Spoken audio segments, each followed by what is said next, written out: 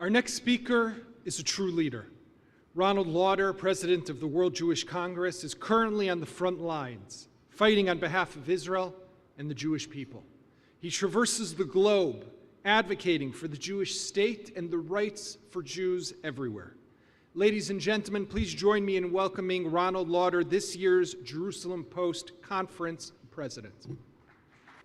Thank you, Yaakov. As Minister Katz just said, 10 teenage Israelis, bright young kids, preparing to serve in the army, with their entire lives ahead of them, perished on Thursday, taken from us by flash floods in the south of Israel. Desur Alfi, Ella Or, Shani Shamir, Yael Sadan, Bayan Bahun, Romi Cohn, Agav Levi, Galil Belelili, Adi Ranan, Ilan Bar Shalom. It's an honor to serve as president of this conference for the third year in a row. And Eliezer, thank you for putting together such an impressive event. Today, we have some great speakers. I know we're all looking forward to hearing from them. We are joined today by top Israeli ministers, Avigdor Lieberman, Israel Katz, we just heard from, Yoav Gallant, Gamlieli, and Saki Hanegbi. We have a former Prime Minister, Ehud Olmert. We have former Minister of Education, Gideon Saar. And we have one of the most respected Republican senators, Lindsey Graham, a great supporter of the Jewish state. And we have the great Democratic Senator, Ben Cardin, who has shown tremendous leadership in his fight against BDS. We have ambassadors, academics, business leaders, including my great friend Charles Brafman, who has devoted his life to strengthening ties between Israel and the diaspora. Right now, Israel stands at a crossroads.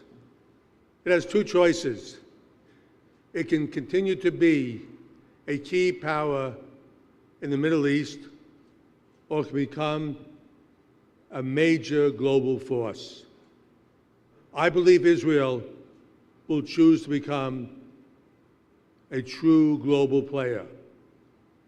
But before it does, it needs two things. First, it needs to change its image.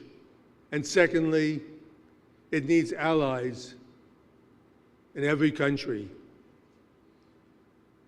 The first place to look for allies is in the diaspora. The problem is that the diaspora today is not the same diaspora of my generation and my parents' generation. My generation, I think everyone also is the same generation in Israel, believes in Israel 100%. Our bond with Israel is unbreakable. But too many of the younger generation are turning their backs on Israel. We need to ask ourselves, why are they doing that? And what can be done to reverse it? I believe we're failing the current generation in two ways. The first is education and our failure to tell Israel's true story. We are not doing enough to educate young people about what it means to be Jewish and about the greatness of Israel. Just this week, Danny Dayan, Ambassador Danny Dayan, who we just heard from a few minutes ago, was heckled and harassed by BDS protesters while speaking at Syracuse University. That's an outrage. But you know what upsets me even more? In reading about the incident and hearing about it, I saw no mention of anyone standing up to defend him and to defend Israel. And that's shameful. Let me ask all of you a question. Instead of it being a Jewish leader who was harassed, what if it was a black leader or Muslim leader or any minority?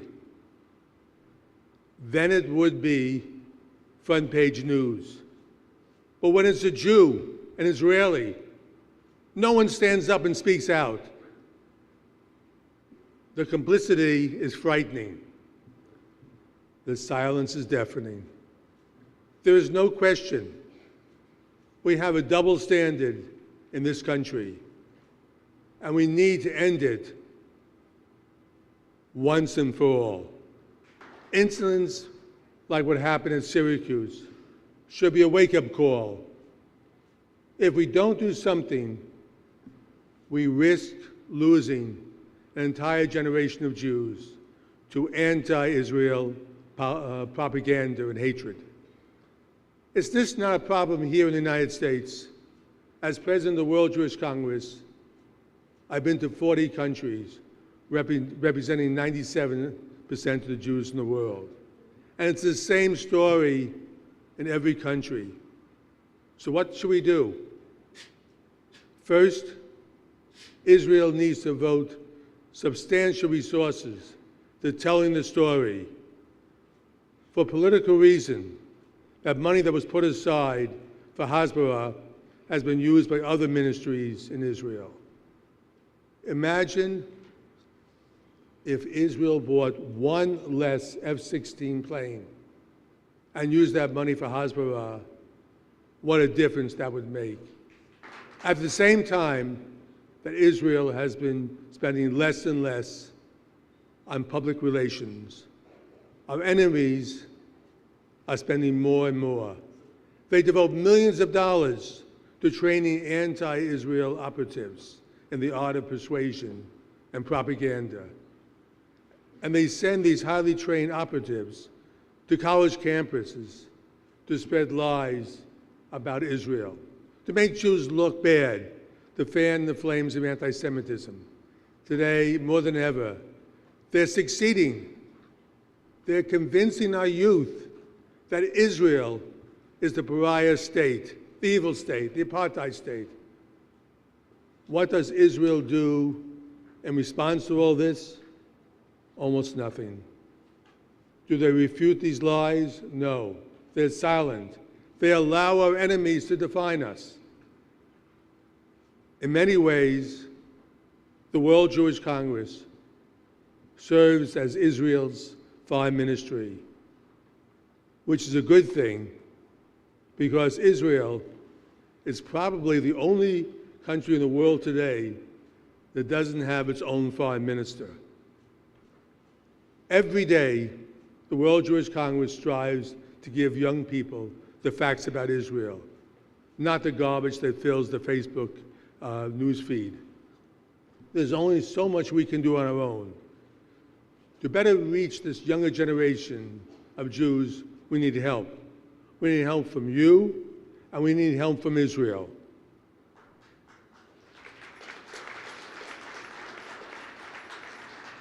The second step was forging a closer bond between Israel and the next generation of diaspora Jews. Will require Israel to rethink what it means to be Jewish. When Herzl dreamed of a Jewish state, he never imagined the kind of religious monopoly that exists today in Israel. Today, the ultra-Orthodox dominate Israel's politics.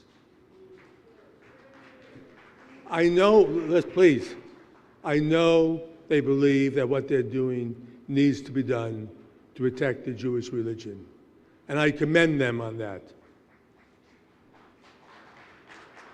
However, what they're really doing is alienating a whole generation of young secular Jews. I met last week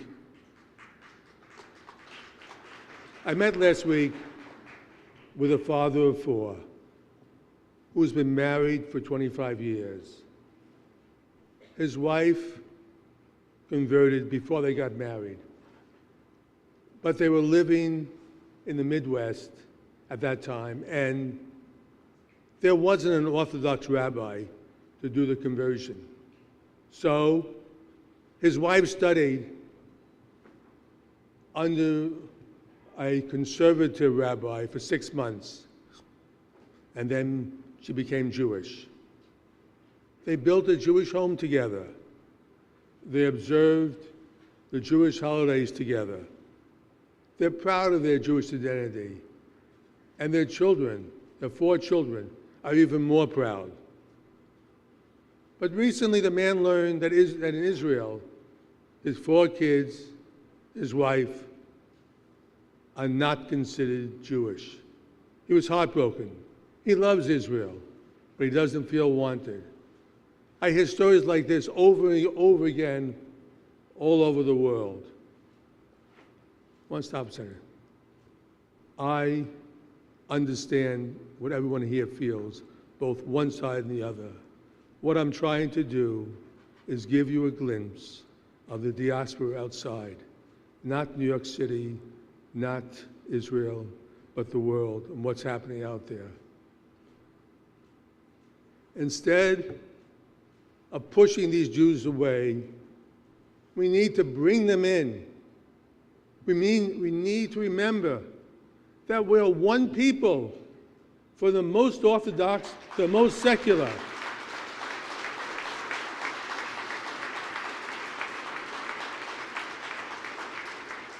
We're one people, from the most liberal to the most conservative. We are brothers and sisters, united by a common goal: the survival and the prosperity of the Jewish people, and the survival and growth of Israel.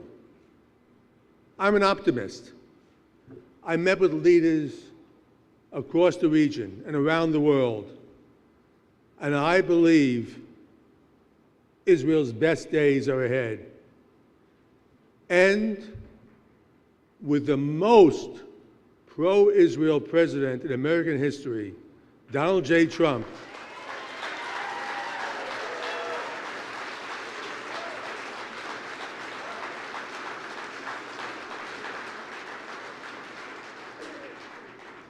I believe that peace is possible and within reach.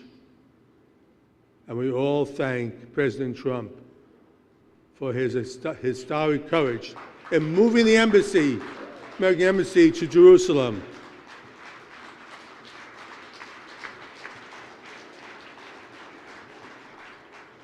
Israel needs to understand they need the diaspora. And the next generation of diaspora Jews need to understand they need Israel.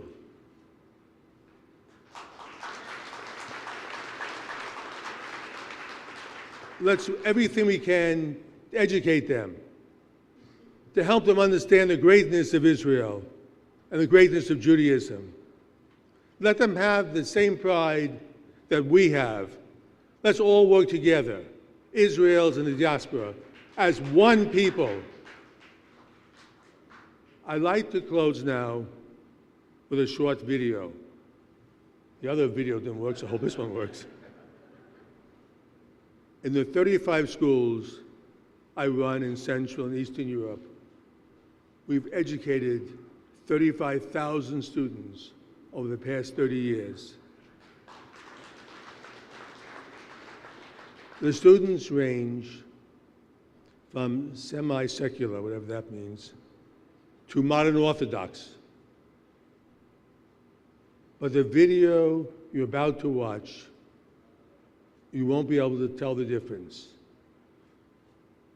When you see is a common sense of pride in these children's faces. the pride we must instill in all Jews all across the diaspora.